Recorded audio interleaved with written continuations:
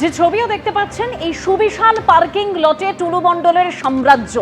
আদৌ কি নিয়ম মেনে এই টুলুর কারবার চলতো? পার্কিং লট সহ বিভিন্ন কারবারের জন্য কি ট্রেড লাইসেন্স ছিল টুলু মণ্ডলের? জানতে চেয়ে এবার মোহাম্মদ বাজার পঞ্চায়েতে চিঠি পাঠালো মোহাম্মদ বাজার থানা। কোনো অনুমতি নেওয়া হয়নি, পাল্টা চিঠি পঞ্চায়েতের। মোহাম্মদ বাজার ফরেস্ট অফিসের পাশে পার্কিং লটে ট্রেড রেজিস্ট্রেশন সার্টিফিকেট দেওয়াই হয়নি জানালো পঞ্চায়েত।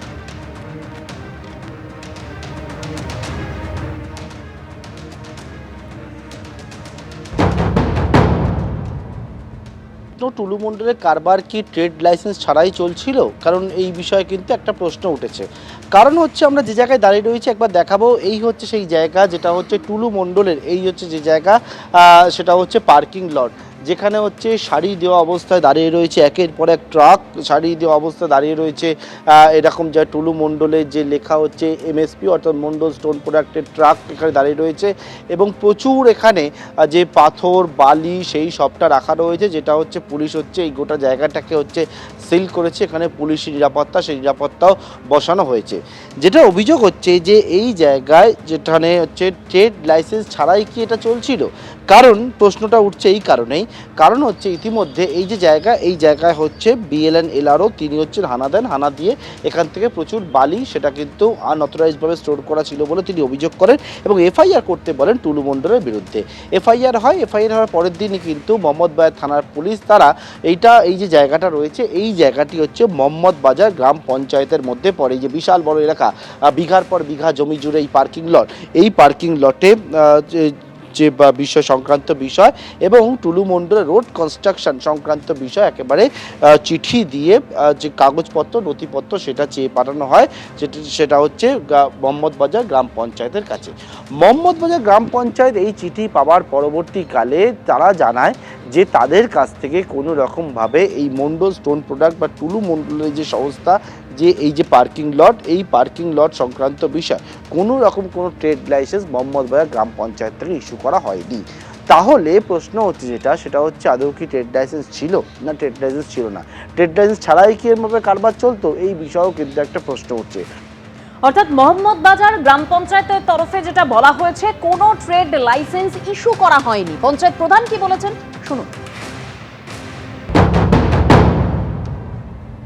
মোহাম্মদ বাজার থানা থেকে একটা চিঠি করেছিল, তাতে ওরা জানতে চেয়েছিল 7/7/26 তারিখে, এতে জানতে চেয়েছিল যে আমাদের ওই যে পার্কিংটা আছে, ওই পার্কিংটা কোনো ট্রেড লাইসেন্স আমার জিপি থেকে নিয়েছে কিনা, বা রোড কনস্ট্রাকশন যে কাজ হয় সেখানেও কোনো আমাদের এখান থেকে কোনো কাগজপত্র নিয়েছে কিনা। কিন্তু এই দুটোর ক্ষেত্রে আমাদের মোহাম্মদ বাজার পঞ্চায়েত থেকে কোনো কিছু নেয়নি।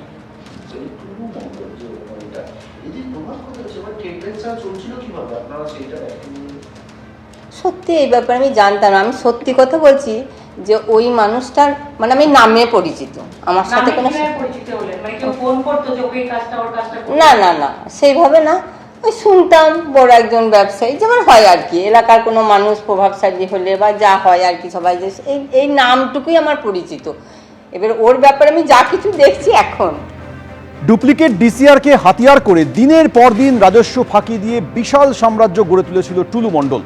টুলু মণ্ডলের ডিসিআর গেটে থাকতো স্পেশাল টিম, ডিসিআর গেটে মাঝে মধ্যে পুলিশও থাকতো। আসল না নকল ডিসিআর তখন বোঝা যায়নি, এমন দাবি করছেন টুলু মণ্ডলের ডিসিআর গেটের প্রাক্তন কর্মী। টুলু মণ্ডলে একাধিক ডিসিআর গেট ছিল, সেই ডিসিআর গেটে একজন কর্মী আমার সঙ্গে রয়েছেন। নিয়ম মানে সেফটি হিসাবে রয়্যালটিটা কাটতো, 4 টন পার পিছু 100 সেফটি করে রয়্যালটি। রয়্যালটির দাম ছিল 990 টাকা। আমরা ওই লেখতাম যে সেফটি কত সেফটি রয়্যালটিটা আমরা কাটছি বা কত টন মাল আছে, রসিদ স্লিপটা দেখে আমরা রয়্যালটিটা কাটতাম। এই টোলগেট কার ছিল? আমরা জানতাম যে টুলু মণ্ডলের টোলগেট। কবে অবধি কাজ করেছে? এই ভোটের গণনা হওয়ার আগে পর্যন্ত। তারপরে কি হলো? তারপরে বিজেপি কিছু লোক এসে রয়্যালটি গেটের তালা মেরে দেয়। এই ডিসিআর গেটে নকল ডিসিআর আসতো, সেইটা ডিসিআরটা সরকারি ডিসিআর তো অ্যাকচুয়ালি কাগজ থাকতো, সেখানে নকল ডিসিআর ব্যাপারে জানতেন না? ওই নকল আর অরিজিনালের মধ্যে আমরা পার্থক্য বুঝতে পারতাম না। এখন এটা বুঝতে পারছি যে নকল ছিল যেটা বলছে মানুষ, কিন্তু আমরা কাজ করতাম, আমরা কাজ করাকালীন বুঝতে পারতাম না যে এটা নকল না অরিজিনাল। এখানে কি নিয়ম ছিল? একবারে আপনাদের পুরো টিম থাকতো কি একটা? 4 জন 5 জন করে থাকতাম, একটা কাউন্টারে রসিদ দিয়ে স্লিপটা দিত, স্লিপটা নিয়ে একজনা সই করতো যে এত এত সেফটি রয়্যালটি। ফাঁকি দেওয়া কোনো জায়গা, কোনো লরি দ্বারা বেরোতে পারতো? না, ফাঁকি দিতে পারতো না। কেন, কিভাবে? ফাঁকি কারণ কি নির্দেশ ছিল আপনাদের কাছে? এইখানে নির্দেশ কিছু নয়, এখানে নির্দেশ বলতে ও যে গাড়ি মালিক ফাঁকি দিয়ে যে রোডে ধরা পড়লে তাকে ফাইন করা যাবে, যে বিনা রয়্যালটিতে আসছে, ওইটাই। সমস্ত জায়গায়, অর্থাৎ সমস্ত জায়গায় একটা টিম তৈরি থাকতো এই ডিসিআর গেটে, যাতে সবাই ডিসিআর কেটে তবে বেরোতে পারে। ওরকম যা বটে তার সত্ত্বেও যে পুলিশ প্রশাসন তারাও চেক করতো মাঝে মাঝে। পুলিশ প্রশাসনে চেক করতো? হ্যাঁ, যে ধরা টরা পড়ে? না। তিনি 2 বছর ধরে এই যে ডিসিআর গেট রয়েছে টুলু মণ্ডলে, সেই ডিসিআর গেটে তিনি কাজ করতেন এবং যে তিনি বলছেন যে একেবারে একটা নির্দিষ্ট টিম থাকতো, যে টিম সবসময় ডিসিআর গেটের চারপাশে হচ্ছে পাহারা দিত। এমনকি তারা এখন বুঝতে পারছেন, তার দাবি যে ডিসিআর আসল না নকল কোনো কিছু বুঝতেন না, তখন পুলিশও থাকতো, মাঝে মধ্যে দেখতো। এই বিষয়ে কিন্তু তিনি তুলে ধরছেন। বীরভূমের পাথর ব্যবসায়ী টুলু মণ্ডলের সাম্রাজ্যের কথা সামনে আসতেই জানা গেছিল ডিসিআর বা ডুপ্লিকেট কার্বন রিসিপ্টের কথা। কিন্তু কি এই ডিসিআর? ক্রাশার থেকে পাথর বোঝাই লরি যখন বাজারে যায় তখন সরকারি এই নথি অত্যন্ত গুরুত্বপূর্ণ। অভিযোগ, এই ডিসিআর জাল করেই হাজার হাজার কোটি টাকার সাম্রাজ্য তৈরি করেন টুলু মণ্ডল। নাজিবউদ্দিন ওরফে টুলু মণ্ডলের ছাপাখানার এক কর্মী এই বিষয়ে কি বলেছেন দেখুন।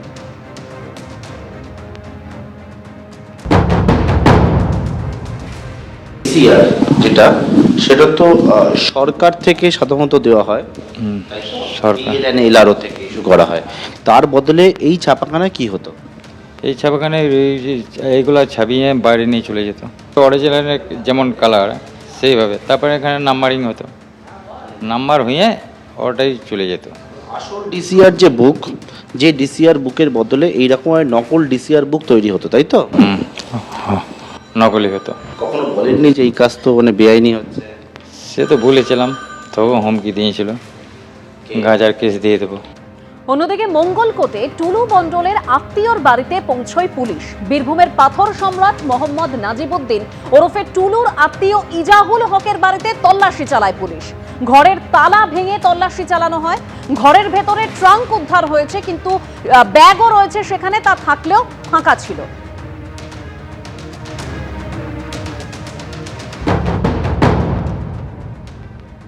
টুলু মণ্ডলের এক ঘনিষ্ঠ আত্মীয়র বাড়ি রয়েছে মঙ্গলকোটে।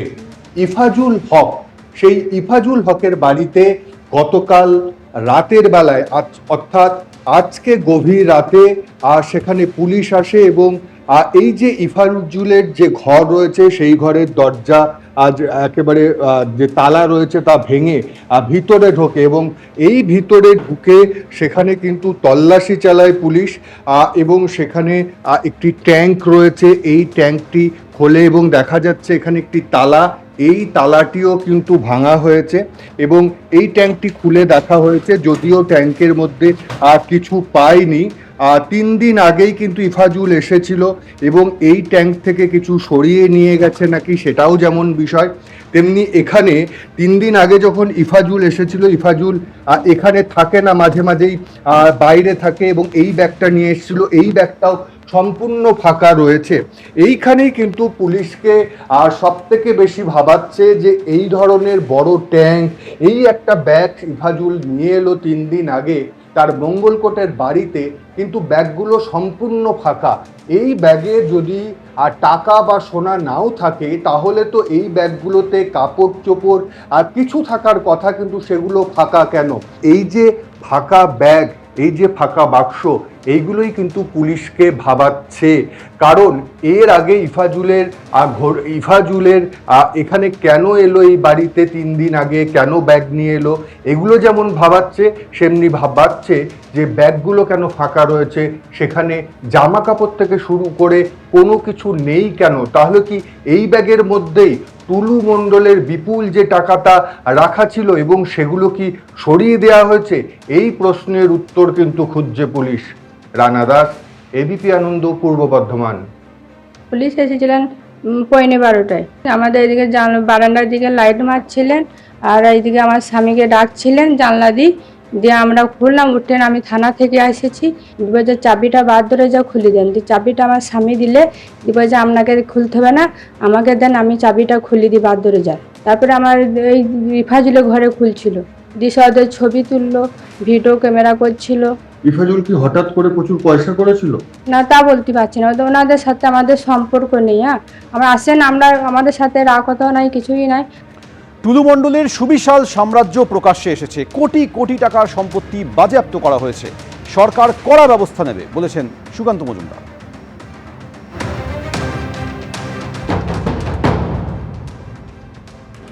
এই বিপুল পরিমাণ টাকা যদি একজন ফোরে বা দালাল বা এজেন্ট যাই বলুন না কেন তার রোজগার হয়, তাহলে মালিকরা কত রোজগার করেছে?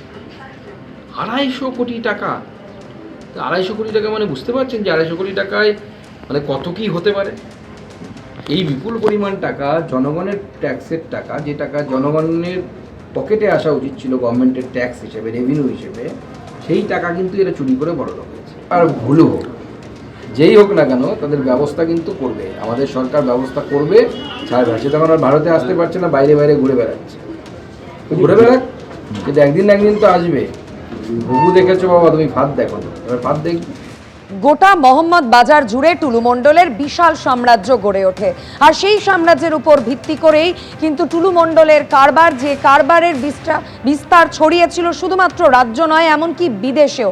কিন্তু এই বিশাল কারবারের অনুমতি কি ছিল, ট্রেড লাইসেন্স কি নেওয়া হয়েছিল, তা নিয়ে একাধিক প্রশ্ন উঠছে। আর এই প্রেক্ষিতে কি বলেছেন কালীঘাট তৃণমূলের বিধায়ক কুণাল ঘোষ, দেখুন। এটা তো সম্পূর্ণ আইন এবং প্রশাসনের বিষয়। তো যদি কেউ অবৈধ টাকা করে থাকে, অবৈধ সোনা, অবৈধ ব্যবসা, অবৈধ অমুক, তার বিরুদ্ধে ব্যবস্থা নেবে। একটা জেলায় এরকম বাড়বাড়ন্ত হলো, তো সেখানে তো শুধু একটা 2-4টে লোকের দোষ হতে পারে না, সেখানে একাধিক দলের একাধিক বড় বড় সব নেতা, তাদের চোখের সামনে সমস্ত কিছু হয়েছে। ফলে তদন্তটা যখন হবে তখন সেখানকার অনেক প্রভাবশালীকে নজরে রেখেই তদন্তটা হওয়া উচিত। টুলু মণ্ডল যদি এত বড় ব্যবসা করে থাকে, তাহলে তার সোর্স কি, কিভাবে হলো, এটা তো একাধিক বিভিন্ন সব সংস্থা রয়েছে এগুলো মনিটর করার জন্য। ঘুরে ঘুরে শুধু তৃণমূলের 3-4টে নামকে টেনে এনে গল্প সাজিয়ে লাভ কি? এবিপি আনন্দ, এগিয়ে থাকে, এগিয়ে রাখে।